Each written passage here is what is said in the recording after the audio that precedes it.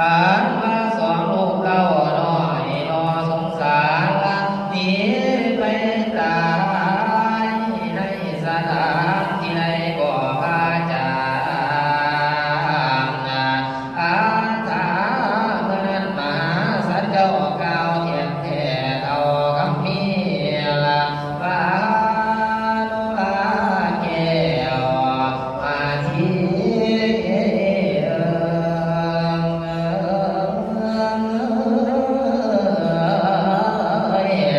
สีสายใจจอมสาวาอามาสองเจ้านาล้านสากุมารที่ก็ให้เป็นทานให้แก่พระมาจารย์ผู้เดิมแล้วโอ้นางน้องแก้วได้มาภูมิโยมแล้ว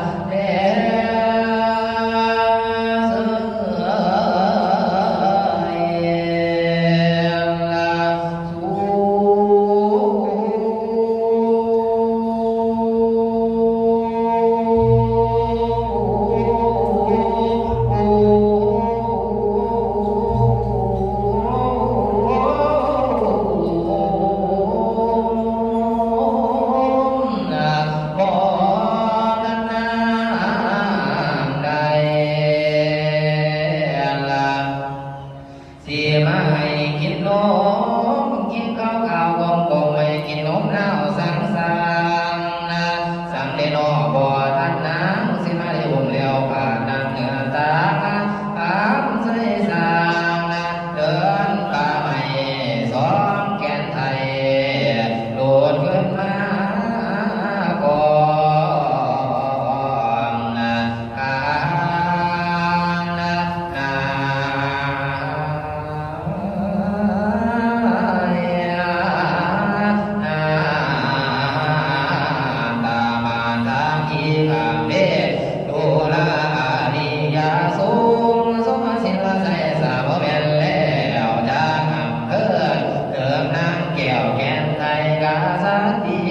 คือว่าเจ้ามานาทีสีสาคิวบองดวดดินหอมย้อมือบานมนาสาบานบองพารันแดงตามแดนาไปตาเดินหาสองสีตนละลวงทุกถือกองนอตนละนางมาตนละตายอังลามวยเก่าลวดดินหอมก่อนพ่อมานาลวงมันไม่สงสัยใจจอมสว่างดวงแก้วลานกองสีดารติเถืองห่วงกาโซลิกาบนพวกมาใส่แสงหูนังแดงคือเรือทุกถึงตองแห่ดีดีด้วยอันละธรรมสองสีนอนาปันไหนตานาแม่ก็ไปหาได้น้ำผู้จอมตาละแม่ก็แดงก็บ่จวบเกี่ยวแก่นได้ละไปโดยแข็งแสนทั้งเที่ยวแก่บัวเดินในทางดงทายนาก็ไปหาสองสายใจก็บ่ได้นางแม่ไปขึ้นมาสงสารโกแก้วการหอนเดียวตามมาสองบุตาลูกน้อยนางก็ปาดู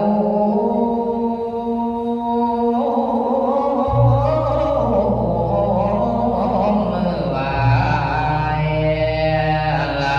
ขาย่อใส่บนหัวดินสันนั่งก้าวบันปิดเพีย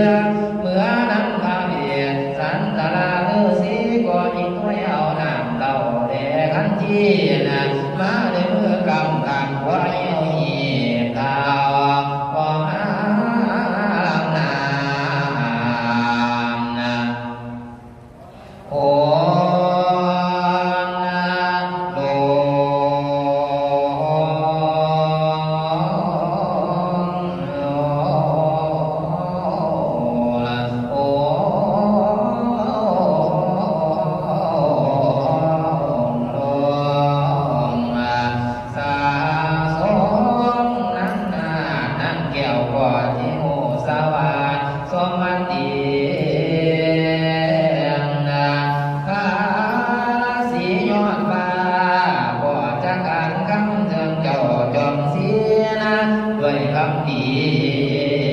นะไว้ค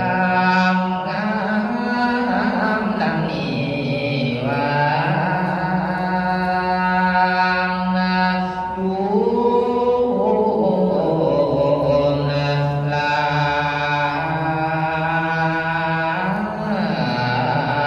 ฟาโดรา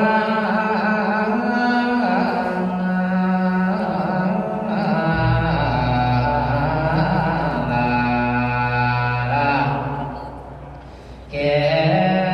วนะมหาเทียนนะภู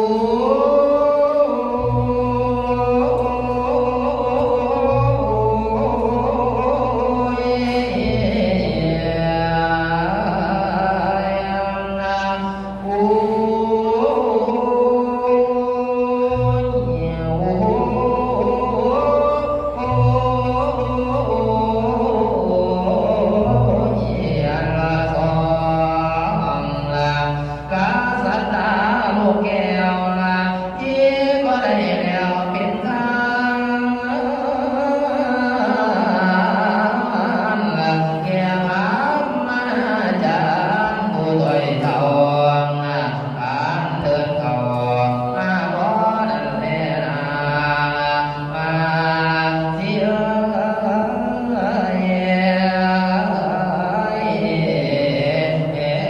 บางบาสาโนลาแก้วนมเย้าแม่ได้จงใจเทียมนะแม่จงเห็นแก่ผู้มีดีผู้ใจบริสุทธิ์รักจะเป็นผู้ท่าในโล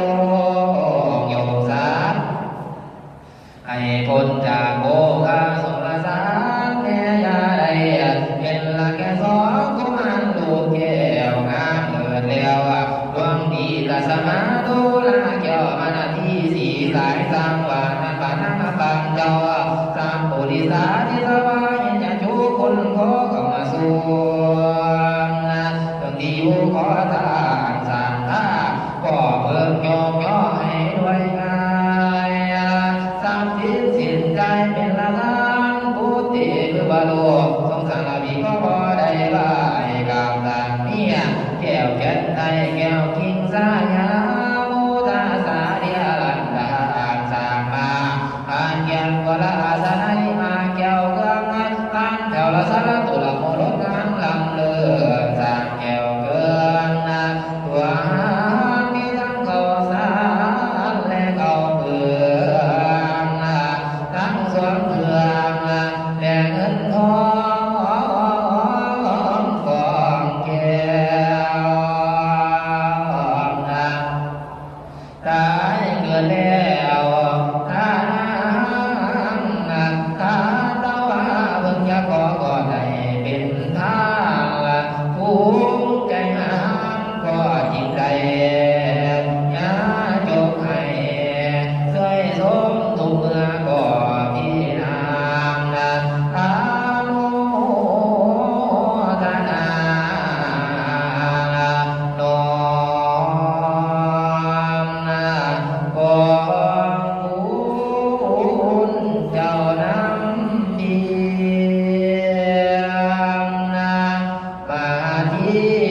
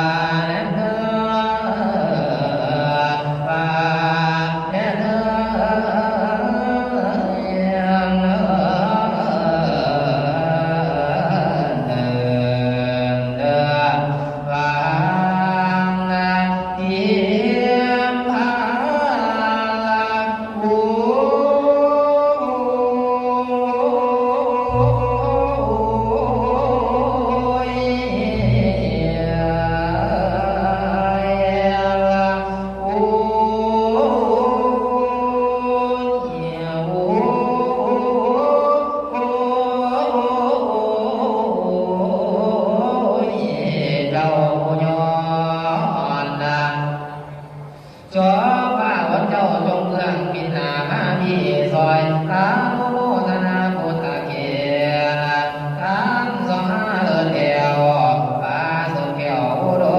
มมีมาเด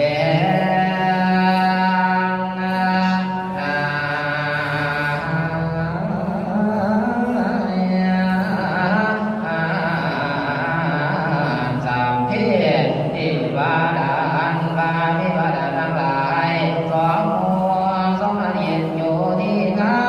โมหนึ่งเสือวานิวาดานาโล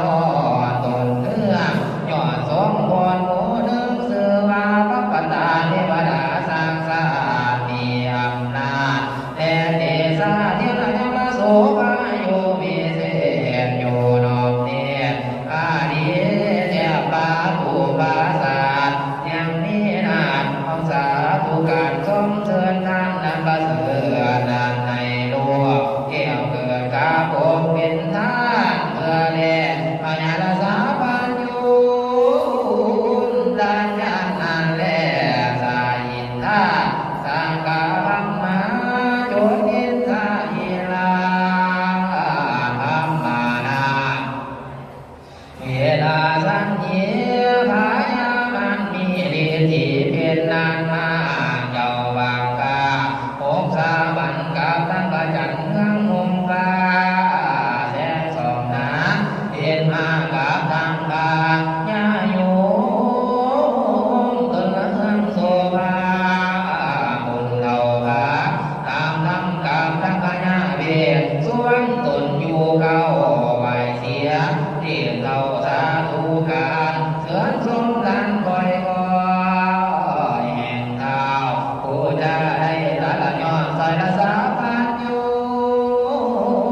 ละพันจาเป็นผู้แก่โลกนำสาให้พ้นจากโภคาสมละสาสาพิเทวดาวันเทวดาทั้งหลายสีเทตายใบดวงดอกไม้มาบูชาวาพญาเจ้าตนนี้มีบุ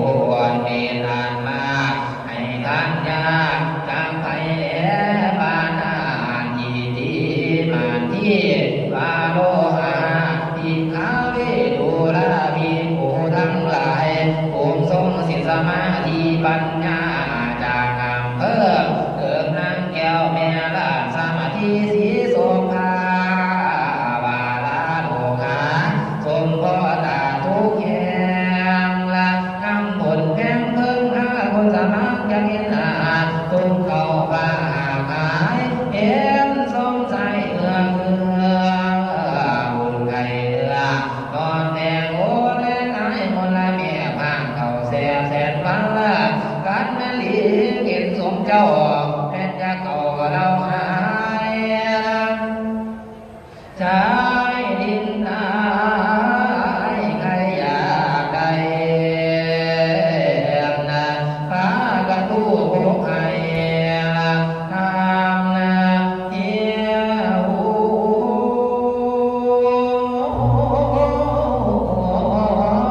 สั่งมาละนายมาละนายเนี่ยตูนอยู่คอยใจบ่หอยอะไรละขอมาจงใจใครอยากได้